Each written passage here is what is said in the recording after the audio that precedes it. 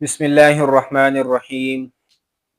يا أيها الذين آمنوا إنما الخمر والميسر والأنصاب والأزلام رجس من عمل الشيطان فاجتنبوه لعلكم تفلحون.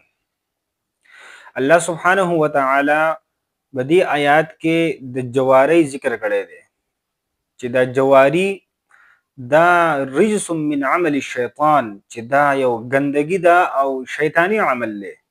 جواری د جواری مال دا قطعا حرام دی او نبی علیه الصلاۃ والسلام حدیث مبارک دی چې یو انسان هغه بل یو انسان ته وایي چې راځه جواری کو، نو د دې انسان دونه ګناه وشو او د دې معافي دادا چې دا انسان دی د دې خبرې نه ورستو چې بل انسان له د جواری دعوت ورکړي چې راځه جواری کو، د دې خبرې نه ورستو د دې صدقه ورکړي.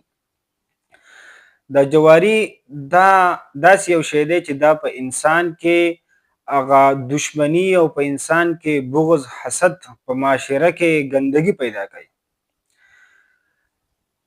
آیات مبارک کې راځي چې انما يريد الشيطان ان يوقع بينكم العداوه والبغضاء في الخمر والميسر. الله سبحانه وتعالى فرمایي چې شیطان دا غواړي چې د دې شراب او د جواری په ذریعه سره په تاسو کې دشمنی او هغه بغض هغه پیدا کی او د الله سبحانه وتعالى د ذکر نه او د مزنا هغه تاسو غافل کی.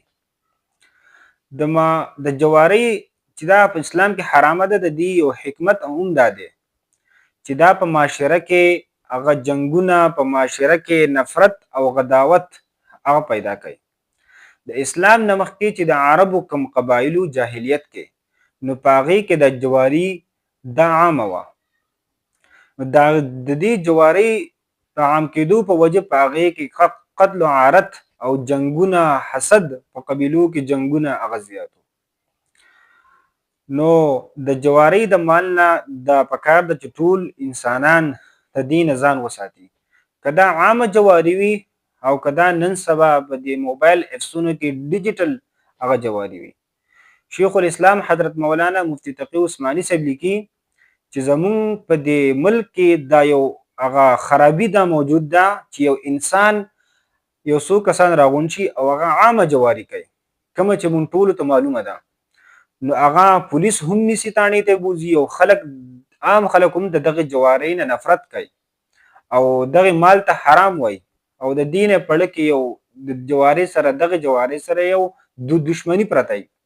خو نن سبا چې کوم ډیجیټل جواریانی دي په موبایل اپسونو کې چې داغي دو دریو اپسونو نمونه یو ته 1x bet وای او بل ته B9 وای.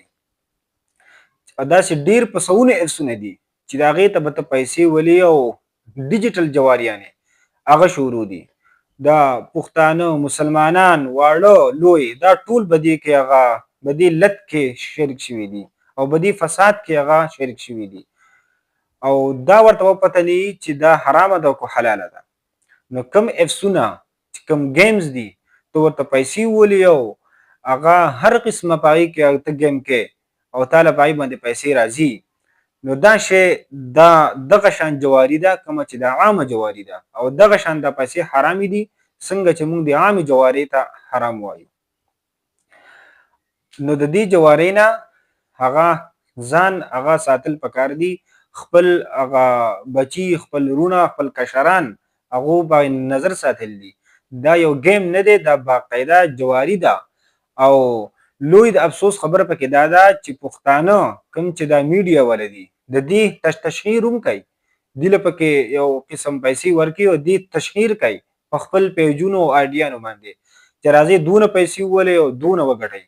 دا باقاعده دا د جواری یو دعوت ته او نبی علیه الصلاۃ والسلام حدیث مبارک ته کوم کسان چې داسې دعوت ورکړي د جواری چې راځي جواری وکړي نو دا کس ته د خبرې بدله کې صدقه ورکړي، توبه دی وباسي او صدقه دی ورکړي. دا هو تاسو ګناه ته خلک رابلئ چې راځي جواری وکړي. دا که په عامه جواری دا کو به دی موبایل کې نن سبا شور شو 1x bet او داسې B9 گیمونه دا ټول حرام دي.